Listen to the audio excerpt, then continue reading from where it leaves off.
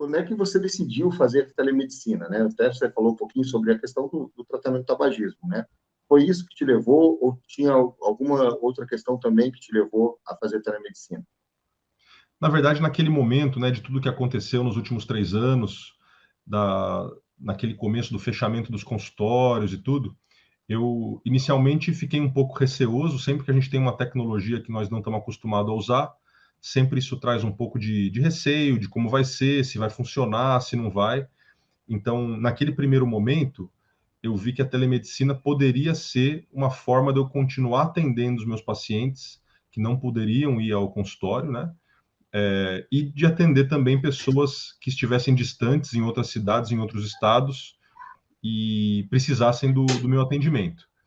Como eu te disse, naqueles primeiros momentos ali eu não estava ainda seguro, porque eu estava começando a me familiarizar com a ferramenta, não tinha uma webcam na época, não sabia ainda como que era a questão da legislação, então eu comecei a correr atrás disso para entender bem como funcionava e para decidir se eu iria entrar nesse caminho da telemedicina, e foi inclusive aí que a gente se conheceu, né?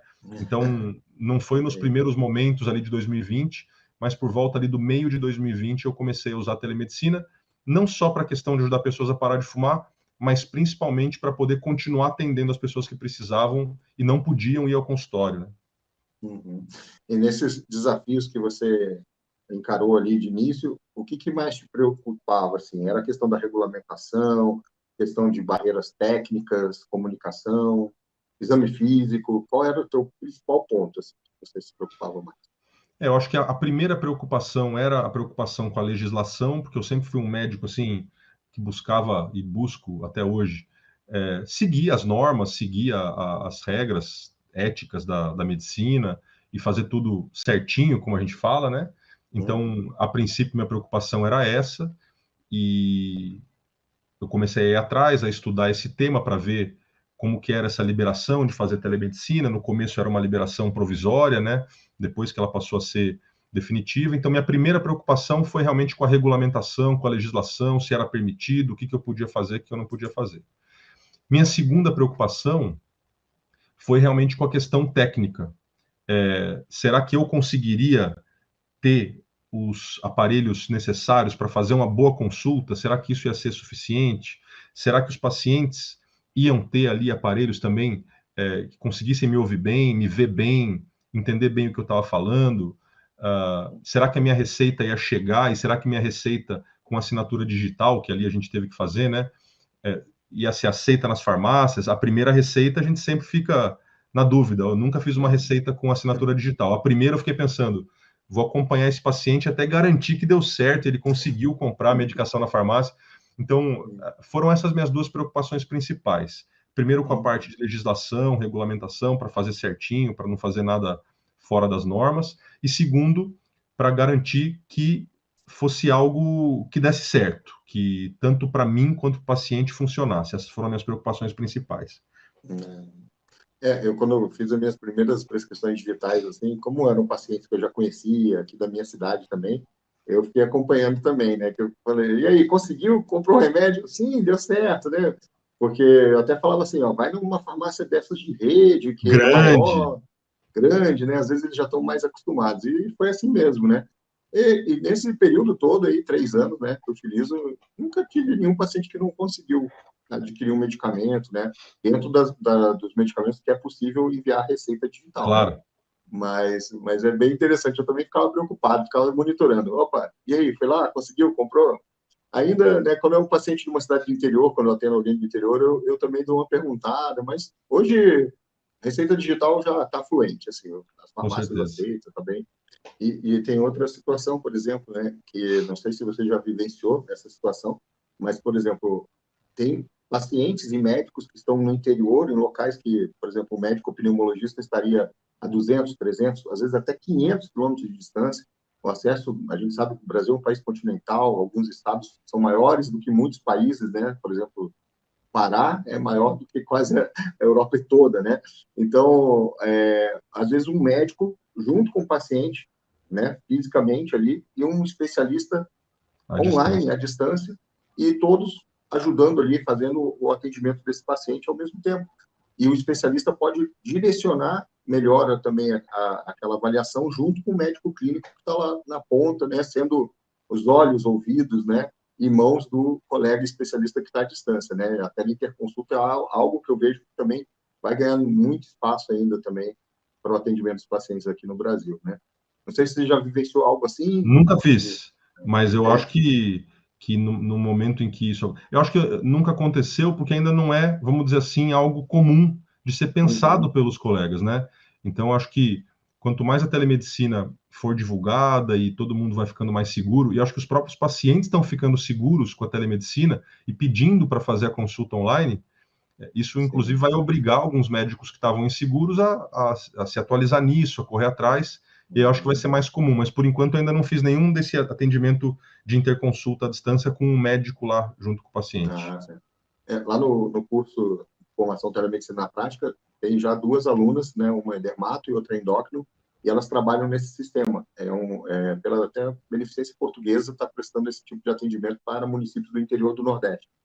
E aí o médico clínico lá da cidade entra no link junto com o paciente ali em loco, né, juntos, e o especialista na câmera ali junto, né, acompanhando toda a consulta. É bem legal, né? E isso trouxe oportunidade, ela falou, né, a endocrinologista falou que tem pacientes com diabetes e que nunca tinham passado num médico endocrinologista e precisavam ajustar a insulina, já eram diabéticos que precisam usar a insulina, né? E isso deu um acesso a eles muito grande, né, que não tinha antes, né? Então, uma coisa muito legal que a telemedicina tem proporcionado, né? E esses benefícios da telemedicina, né, eles são muito grandes, né? Alguns pacientes já relatam para você, às vezes eles até solicitam, às vezes um retorno por telemedicina, ou você oferece, eles aceitam. Como é que é já esse seu uso no teu dia a dia, aproveitando os benefícios da telemedicina? Eu acho que hoje entrou realmente na minha rotina.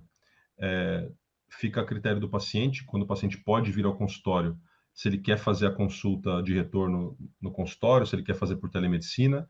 Algumas vezes que eu percebo que a distância já é um pouquinho maior, porque aqui em Campinas é uma cidade grande, mas tem muitas cidades ao redor, e algumas pessoas têm facilidade dessas cidades de vir para Campinas, outras nem tanto. Então, muitas vezes eu falo dessa possibilidade e vários pacientes gostam dessa ideia de fazer o retorno por telemedicina, até porque hoje tem várias outras facilidades, né, Asdru? Por exemplo, há algum tempo, a avaliação de um exame de raio-x ou de tomografia do pulmão quase que necessitava que a pessoa trouxesse o exame para a gente.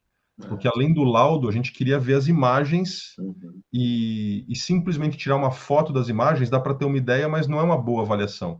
Só que hoje, praticamente todas as clínicas de raio-x, tomografia, elas permitem um acesso dos exames com usuário e senha, então o paciente tem esses dados e a gente consegue entrar direto no sistema e não só ver o laudo pela internet, como também ver o exame em alta qualidade, talvez melhor até do que o exame impresso Sim. presencial. Então, tem cada vez mais essas facilidades vão surgindo, né? E eu acho que é um processo que não tem volta. Então, eu tenho sim alguns pacientes que já pedem para fazer o retorno online, para alguns eu ofereço. Tem também aquelas pessoas que preferem continuar vindo para o retorno presencial, e tudo bem também, não tem problema algum. Mas uma coisa que é interessante é assim, em alguns momentos em que minha agenda está mais cheia, o retorno por telemedicina me dá uma maleabilidade de eu fazer uma consulta num dia que talvez eu não tivesse no consultório. Eu não estou lá todos os Sim. dias. Vamos dizer, hoje, se fosse um dia que alguém precisasse de um atendimento de urgência, eu estou em casa, possivelmente eu poderia fazer esse atendimento estando de casa. Não é sempre que Sim. é possível, às vezes a gente está fora, às vezes não dá, mas permite que eu faça esse atendimento em dias que eu não tive, que eu talvez não estivesse no consultório, né? Uhum. Eu já várias vezes aconteceu, né? Eu estou viajando, assim, né? Estou de boa, estou no hotel, e alguém manda uma mensagem, preciso do atendimento, eu falo, beleza, tal hora vamos fazer. Eu vou estar sozinho, vou estar mais reservado, né? Desde que a gente tenha um espaço físico reservado, né? Com privacidade, né? A gente pode fazer de onde a gente estiver, né? Tendo também acesso, né? Eu uso mais, assim, eu gosto de ter um notebook, eu levo junto nas minhas viagens, né? Tendo acesso ao prontuário eletrônico para fazer o registro do paciente ou resgatar as informações, né? Se é um paciente que eu já conheço, fica muito mais fácil também, né? Então, Hoje, com o prontuário eletrônico em nuvem, a gente tem acesso à história dos nossos pacientes em qualquer local, né? Isso é muito, muito prático mesmo.